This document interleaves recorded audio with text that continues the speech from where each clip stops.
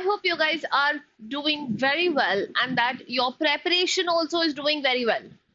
Because you doing well or not is not as important as how the preparation is. With the CAT paper around the corner, I think at this point of time we have zero time to waste. And knowing that most of you aspirants must be working or must be having a prior occupation to themselves, finding time and making sure that that time is being judiciously used are very important things, because we have very little time, and if you're not able to make the most of whatever be the time that we have, I think it's going to do no value addition to us. And which is why we have come up with a very novel concept wherein we are going to be picking up passages from Aeon which are going to be divided genre wise, and we're going to help you decode how to assess the information in such passages, followed by questions. Knowing that CAT's favorite source happens to be any of these online publications that we have, and Aeon of course tops it when we talk about it. So why not just take it from Aeon? Why not just take it from the lion's den, the horse's mouth? And which is why we have come up with an initiative wherein we will try and decode, deconstruct, try to understand, come to terms with what exactly is the offering of a certain genre. How should you read through? Because different genres have different ways in which, the articulation is. Now, if I have literature, if I have fiction, clearly the way the conduct of the information is going to be different from where, from the moment it becomes philosophy or it becomes political science, two of the genres that we're picking up today, versus science and technology versus history versus all of the other. There is no one show fit all sort of, an articulation. Every industry requires a very different streak, a very different approach, a very different way. And with this is what we are going to help and cater to. My name is Suyukti Seth, and I'm going to be keeping you guys busy for the next half an hour with two passages, one belonging to philosophy, one belonging to political science. And what we're going to do is we're going to dive very deep into the passage. When I say that, I mean to say that I'm going to take you line by line. I know this looks a little schoolish, but it is what it is. I mean, this is the best way for us to be able to know, for us to be able to understand the knack of approaching the genre altogether. And then, of course, go to the options, the questions, remove the ones, eliminate the ones which we don't require, pick out the one which is likely to be an answer, and keep ourselves ready. Because if time is less, why don't we have a very effective strategy to cater to that, instead of just having a wild goose chase run and having nothing at the end of the day. So, no more procrastination, and all what we're going to do is we're going to get ahead in the game, make sure that we understand what we're doing, at least be very thorough with what is it that we're doing, and accuracy, since it matters big time, we make sure that our accuracy is absolutely on point. It is the one thing we will not compromise on. And I think with that, let us begin. So the two passages, like I said, we'll go via the passage that is through and through with every detailing of it. I will try and make you understand the idea of it also. So I will be a little mommy-like here. But my intent is, my intent is purely to be making sure that you understand it. So a little bit of hand-holding has never really hurt anybody. And the takeaway for you guys is going to be, whenever you are reading, as an aspirant, I'm sure you know the importance of reading and that I don't have to say that. But whenever you are reading, please make sure that you are reading eclectically. Reading from just one scope is not enough. It does not diversify your perspective. You must make sure that you're reading from diverse sources so that you have the best of all the worlds. Right, and with that, let us begin. On to the very first passage. So I'm first going to help you understand what the passage is about, and only then do we get on to the questions. Now, beginning with, I hope there's clarity of what we have. So I will just once again sort of have the text. Yes, I think we can see it properly. And with that, let us begin. Now, the passage below is accompanied by a set of questions. We are to choose the best answer to each of the following. Let's go. The year was 1960. Now, whenever we tend to be doing the reading comprehensions, please make sure always mark or always make some sort of diagram. I say diagram because you can do anything with it. Around name, places, things, dates, and adjectives. They help us plenty. Very underrated exercise, but something that really helps us know what the passage is all about. So now, the year was 1960. And Dr. Stanley Milgram had a theory about Germans. So he had this theory, he had a certain notion probably about the Germans. Only 27 years old, Milgram was a rising star in social psychology. Social is society. So he was somebody who was a rising star, probably must have done really good in terms of, the society, the anthropological side of it. He had just finished his doctorate work at Harvard on the phenomenon of conformity and begun a prestigious professorship at Yale. So he had done something from Oxford. He was then on to Yale. So we can clearly understand with the name of the institutes itself, we know what a great man he must have been. For his first experiment as a full-fledged academic, he wanted to push the literature on conformity further to make it less abstract. So he wanted to do something, which maybe not other people have done. So as a full-blown academician, what he thought was he wanted to give structure to the title called conformity. We are still not talking about what conformity is because I'm sure the passage will let us know what it is. But conformity probably means, he's trying to conform onto some principles. That is, give proper definitions to the tenets, the principles, the ideologies around it. And he didn't want it to be abstract. Abstract means something which is loose, something which is open to imagination. So he wanted to make it less abstract. Ever ambitious, now very voracious person that ways, Milgram didn't just want a bigger challenge. He wanted to recreate the Holocaust, to quantify and study it at the microscopic level. And for being able to put some light, get it to the fore, his entire literature, his entire understanding, he wanted to once again revisit the Holocaust. And of course, study it at a very microscopic level. And unfortunately, he got his wish. And the author is using an irony there. I mean, why would one want to have such a dark topic to be, done the psychology of? But then, unfortunately, he had it his way also, so he got through. Milgram's graduate dissertation on conformity followed the famed work of Solomon Asch, a professor of psychology at Swarthmore College. So, Milgram's graduate dissertation, which he had written on conformity, followed the famed work of Solomon Asch. So, it was something that went in tandem with the fame of Solomon as well. Asch's 1951 experiment requires a small group made up of confederates, that is, the knowing actors, and one unknowing subject. So he had an experiment wherein, so we're talking about the Asch's experiment, wherein he wanted a group of confederates, which are going to be, of course, the actors, and there's going to be one element which is going to be unknown.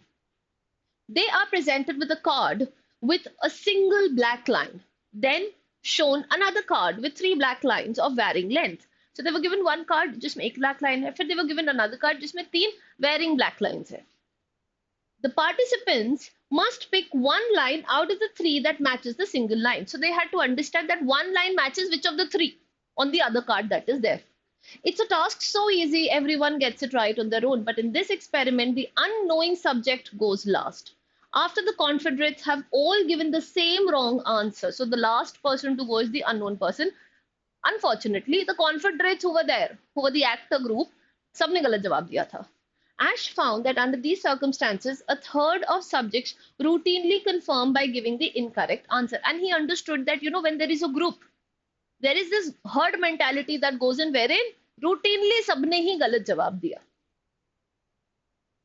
Milgram tweaked. So what did Milgram do? Obviously, he worked in tandem with Asch's experiment.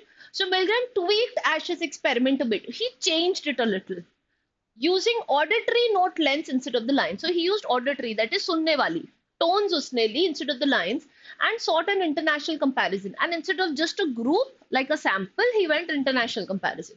He wanted to use the Germans, but his advisors persuaded him to use Norwegian and French population instead. Now, he wanted to do something, but then, probably he was being too rookie. So he was told to hold his horses.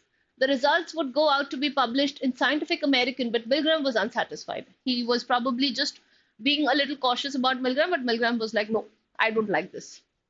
This is how he described his thinking at the time when Richard Evans in The Making of Social Psychology. So this is how, as it has been quoted or as it has been said, so there's a colon over here, we understand this is what must have been quoted there. One of the criticisms that has been made of Asch's experiment is that they lack a surface significance because, after all, an experiment with people making judgments of line has a manifestly trivial content. So the one criticism that came up with Ash's experiment was the fact that it lacked surface significance.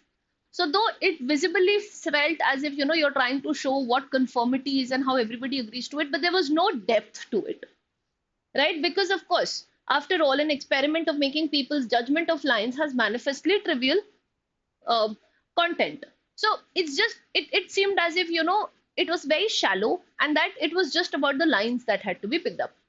So the question I asked myself is, how can this be made into a more humanly significant experiment? Now he wanted to add the human aspect to it, right? So I mean, with lines, what do you understand? Again, it's like an abstract figure to ourselves. So he wanted to add that human element to it.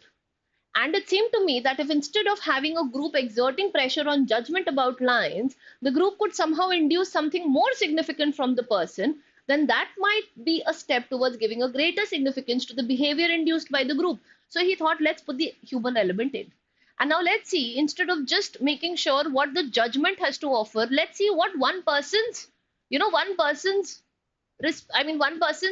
humanly existing aspect or attribute is going to, what sort of a significant impact is it going to have onto the other one? Could a group, I ask myself, induce a person to act with severity against another person? So is it even possible that one person might just induce the other person to act severely with the other? Is that going to be possible? So now let's pit two humans together instead of they just seeing what the lines have to say.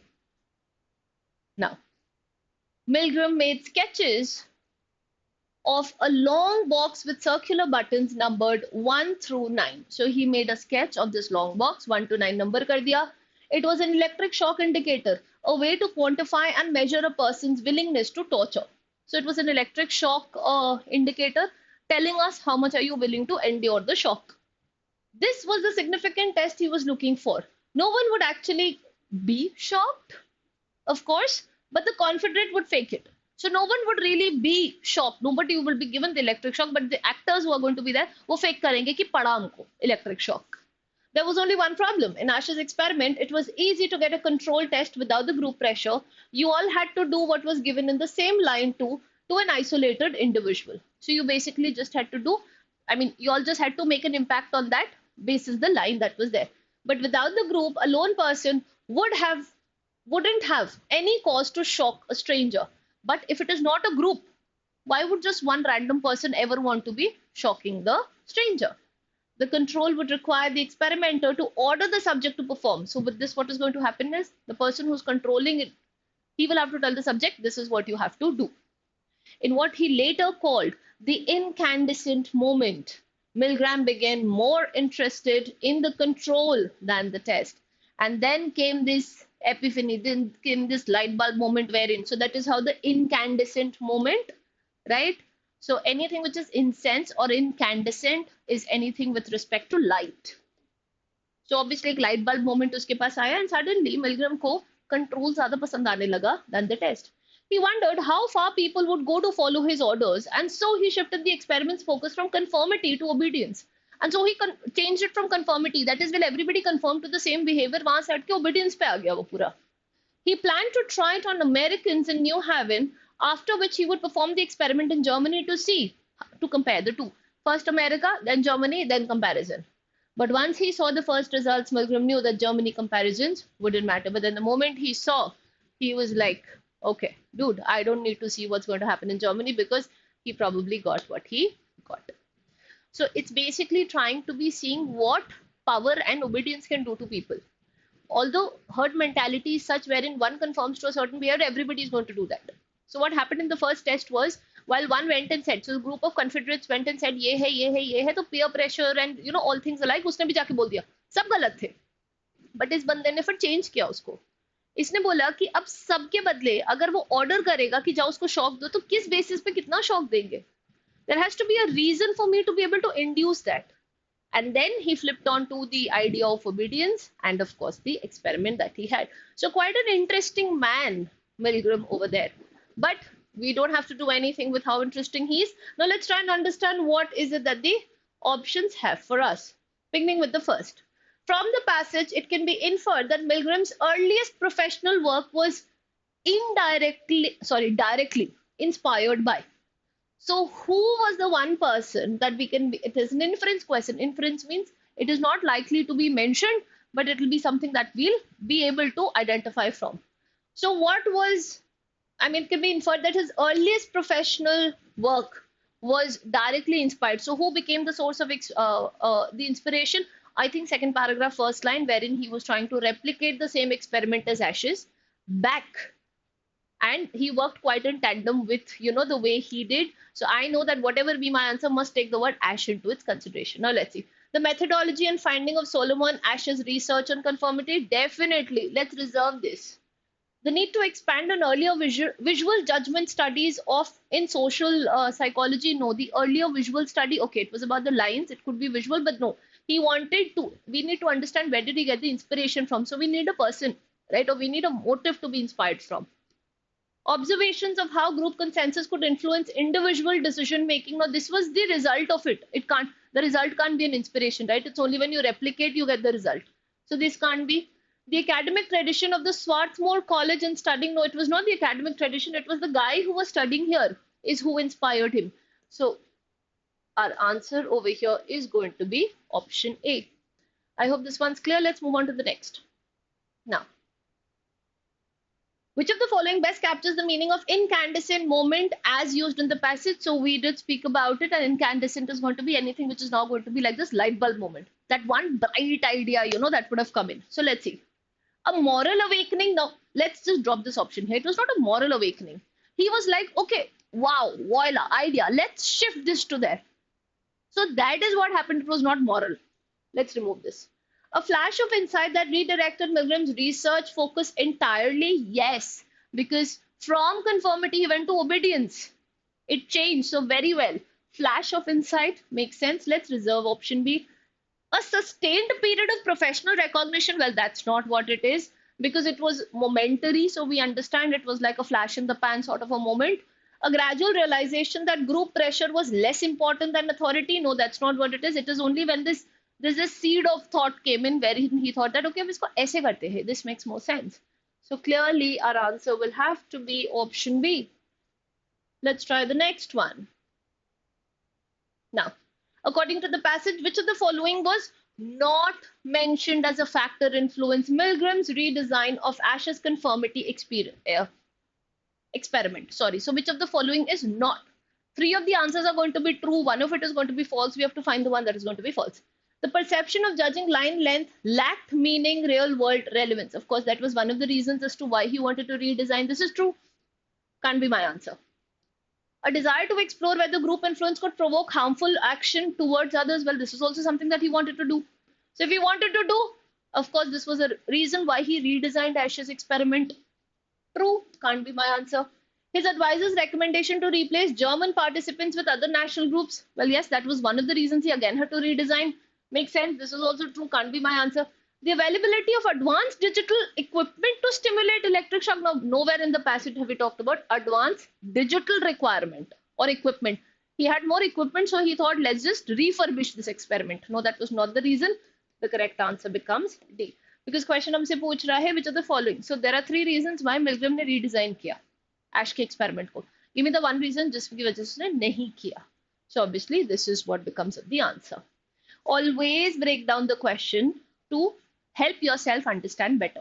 Let's go to the next. Based on the passage, Milgram's intended purpose in designing his first experiment at Yale was best described as. So what was the best description for the Milgram's intended purpose? So of course he wanted to understand what the conformity, the idea of conformity is all about. But of course he wanted to understand how is it going to be in nexus to the real world. That's what it was. Conducting a more statistically rigorous replication of his doctoral finding from Harvard. No, that's not what he wanted to do. That's not the intention. Testing national differences in obedience. No, he was just trying to use America and Germany as samples. That's not what it was. Producing an entirely historical reconstruction of the Holocaust. Again, entirely historical. Explicit, we stay away from explicit. So I think by negation, there's only one answer that remains. Extending his prior conformity research into scenarios with greater real world and moral significance. Yes. So whatever it is that he studied, now he wanted to put it to practice to be able to see what impact does it carry to the world at large. So the correct answer becomes D. And with that, we come to an end to the first passage. I hope the passage is clear.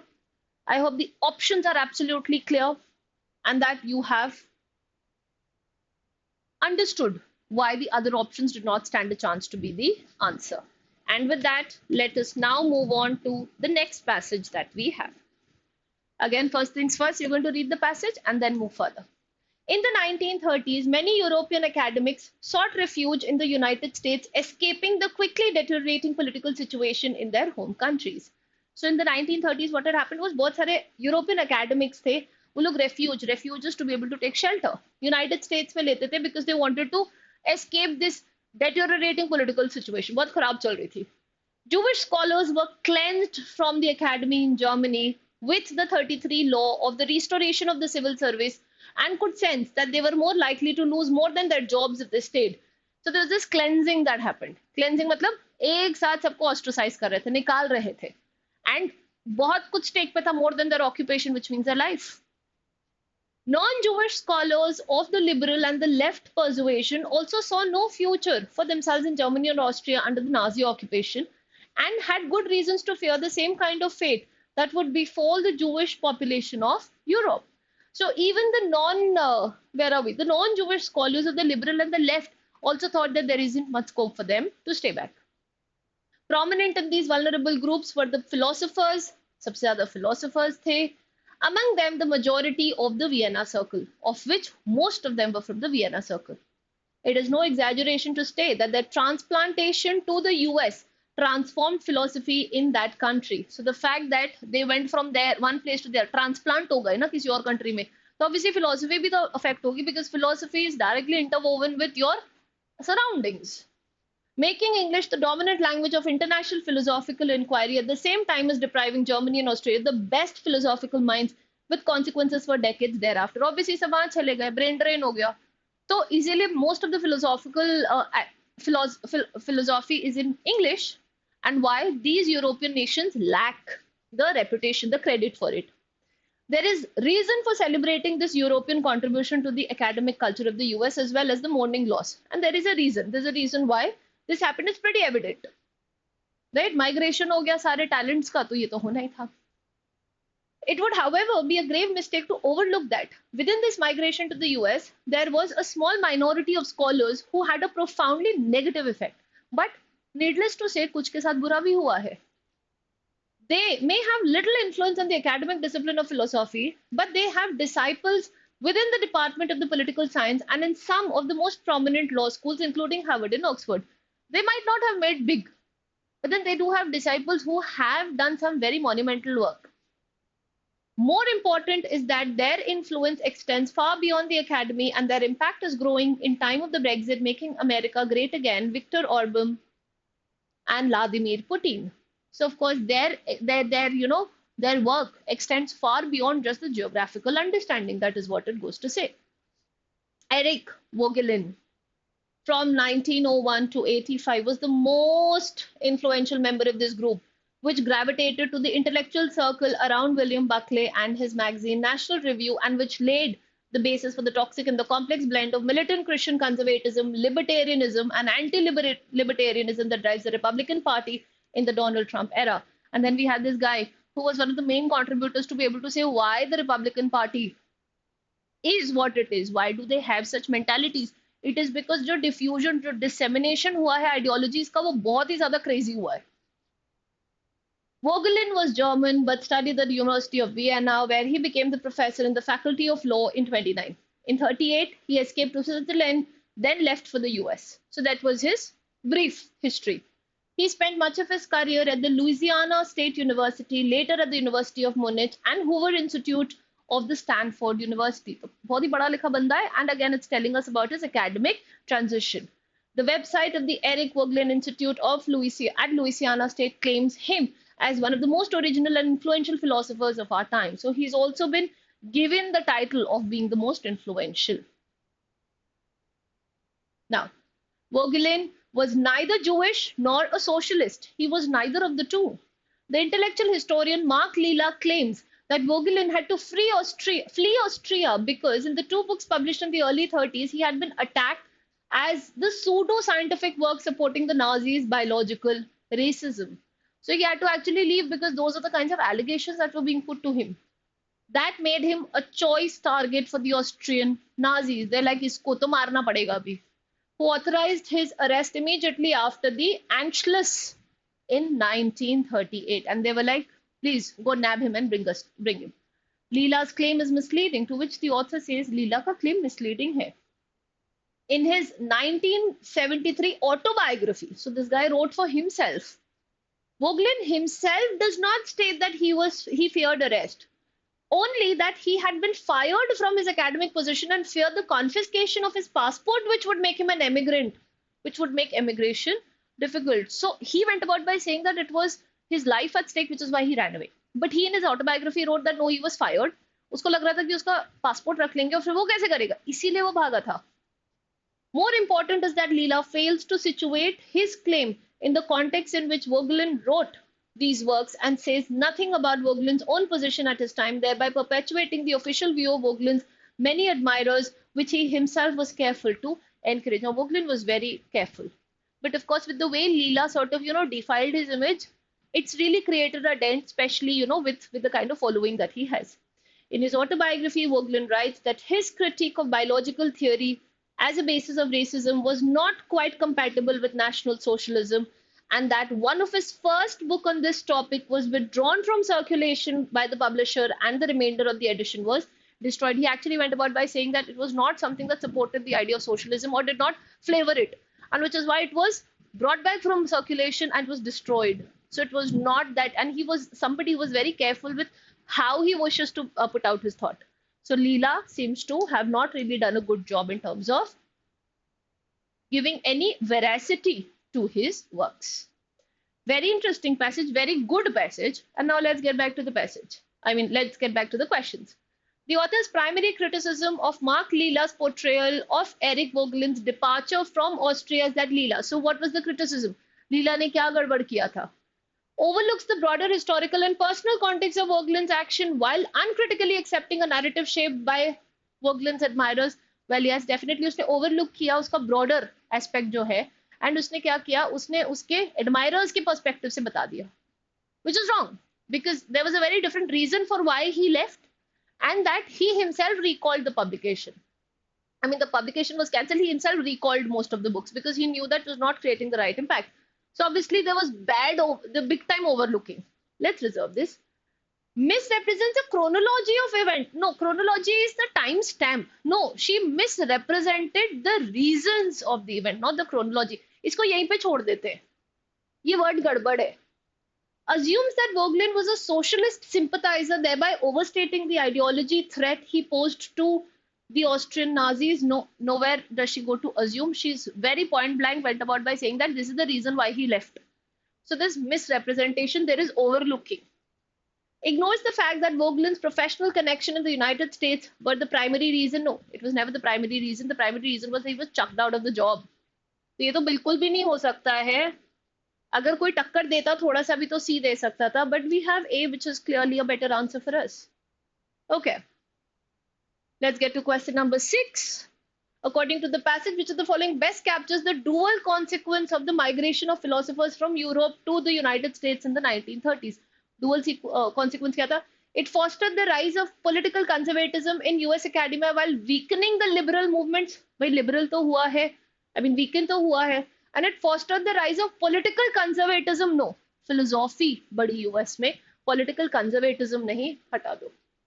It shifted the focus of philosophy in the US towards biological theories of race while eroding Europe's tradition of empirical inquiry. Empirical means something which has been backed by evidence. So when I said shifted the focus of philosophy of the US towards biological theories of race, नहीं, ठीक है, इस बंदे ने लिखा था थोड़ा बहुत, but ऐसा नहीं है कि US became a philosophically rich continent with most of the people coming in from there and diverse nations. So of course this is not going to happen. It enhanced the global influence of American philosophy while simultaneously diminishing the philosophical stature of Europe. Yes, something that we were just saying out loud. Definitely an answer for me. I need no other answer. It resulted in the dominance of Germany as the language of, okay. It was not that, it was English. This is wrong info. This can't be the answer. The correct answer is going to be option C. Okay, a specific detail question. Which of the following institutions mentioned the passage but is not described as having played a direct role in Eric Voegelin's own academic career? So the one thing that we know did not play a direct role. यहाँ पे पढ़ा था, यहाँ पे किया, एक जगह काम भी किया. It is the Harvard University. This is specific detail. If you just go back to the timeline of it, I think this answer was pretty clear over there. And the last one for this passage, this lovely passage that we had, based on the passage's account of why scholars left Germany and Austria in the 30s, which of the following is the most supportable inference about the shared motivation? So what is the one thing that we can say, or which of the following is going to be true about the ones who left? They left because they judged that remaining under Nazi rule threatened both their professional standing and their personal safety. Yes, they had more to lose. Remember that line? Clearly an answer. They were motivated mainly by the prospect of superior academic. ऐसा कुछ नहीं था, उनको अपनी जान की पड़ी थी.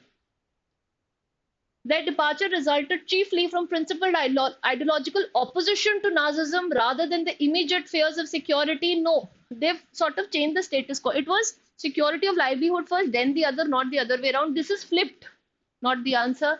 They emigrated largely because administrative decrees and professional restrictions made continued academic life in their countries effectively impossible. Well, that's not what it is, because we know what was the reason for it. It was just not the admin, just not the political structure that was diminishing and that was being very mean. It was also the fact that they knew that intellectually they're going to be stifled. There will be no breathing space anymore. So not an answer either, which means the correct answer is going to be option A.